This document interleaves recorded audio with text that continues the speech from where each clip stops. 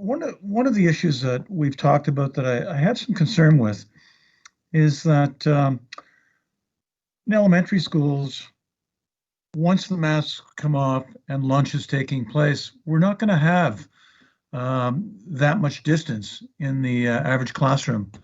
At least that's my assumption with the number of children we have. Will we be able to, in some of the smaller schools, maintain that 2-meter distance while they're having lunch? That's my first question.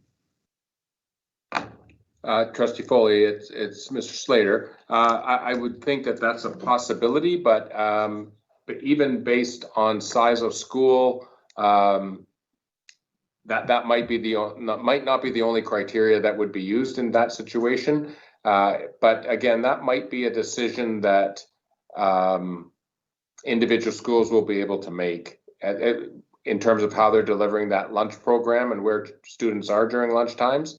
But I would suspect that they would want to be at their desks as much as possible in terms of that's where all of their personal items will be stored, and we won't want we'll be trying to minimize travel in the halls, and again, not putting groups together. So we have to be very mindful of all of those pieces when we start to put plans together, even around something as straightforward as lunch. Thank you, Madam Chair. Once again, no, I understand that, but my concern is the masks will be off, the children will be sitting at their desks. As we all know, kids will laugh and talk, and kids will be kids, and they're going to be in way too much of a confined space, and that's a concern.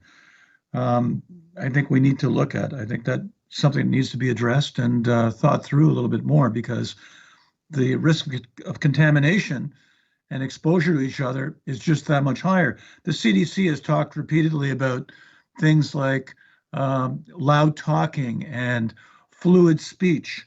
And with children that are young, that's going to happen. And we need to think about that. Perhaps we even need to split the cohort up into different part of that cohort in that room is having lunch at a certain time while the other kids are having their masks on. I mean, there's a lot of discussion that needs to be taken on this. I can't just, pull a resolution out of the air, but we really need to talk about this some more. I just don't feel comfortable with the safety of our children and staff when kids are eating in a room that close together. And in some places, they'll be significantly less than 2 meters apart. So, a lot of the stuff we've talked about is great, but I think that is a critical thing we need to talk about that respects the safety of everybody concerned.